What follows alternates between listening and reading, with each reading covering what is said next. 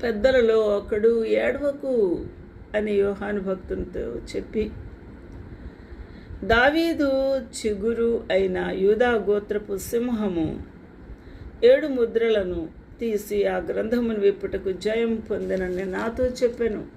ఈ వాక్యాన్ని మనం చూస్తూ ఉన్నాం. ఇక్కడ మరి అదే పుస్తకమా వేరే పుస్తకమా మనకు అర్థం కాదు, కానీ ఈ యొక్క చిన్న పుస్తకము ఆయన చేతిలో విప్పబడి ఉన్న రీతి చూస్తూ ఉన్నాం. మొదటి అధ్యాయంలో ఆ గ్రంథము ముద్రలు విప్పి వాటిని ఒకటి సీల్స్ తెరుస్తూ ఉన్నప్పుడు ఆయా సంగతులు ప్రపంచమంతా కూడా దేవుని యొక్క తీర్పులు వెలువడినాయి. కాబట్టి ఇక్కడ కూడా ఆ విప్పబడి ఉన్న ఈ పుస్తకము ఉన్నది. ఆయన తన కుడి పాదము సముద్రం మీదను ఎడమ పాదము భూమి మీదను మోపి ఉన్నాడు. మోపి గర్జించుచూ ఉన్నాడు. ఆయన స్వరము లేళ్లను ఈన చేయున్నది. ఆయన ఉరుము వలె ప్రచండమైన ఉగ్రతతో ఉరుమే దేవుడు. కాబట్టి ఆయన ఆర్భటించినప్పుడు, గర్జించినప్పుడు, సింహము గర్జించినట్లు గొప్ప శబ్దముతో ఆర్భటించను. ఆయన ఉగ్రతకు ఇది తార్కాణంగా ఉంది.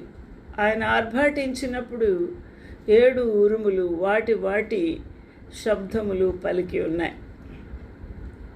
కాబట్టి ఆ 7 ఉరుములు పలికినప్పుడు యోహాను భక్తుడు వ్రాయబోతూ ఉండగా, ఆ సంగతులకు ముద్ర వేయుము, వ్రాయవద్దు వాటిని అని పరలోకము నుండి ఒక స్వరము పలుకుట వింటిని యోహాను భక్తుడు విన్నాడు.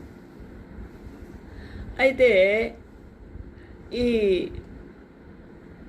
సముద్రం మీద నిలిచి ఉండి ఆ దూత తన కుడి చెయ్యి ఆకాశము తట్టు ఎత్తి ఒక పెద్ద అనౌన్స్మెంట్ చేస్తూ ఉన్నాడు.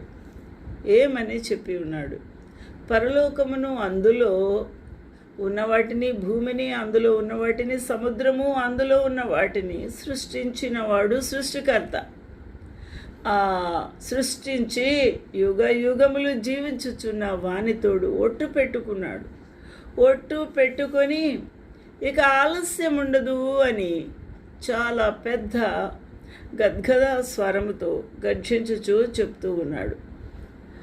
7వ దూత మరి ఆ విధంగా పలుకు దినములలో అతడు బూర ఊదబోచు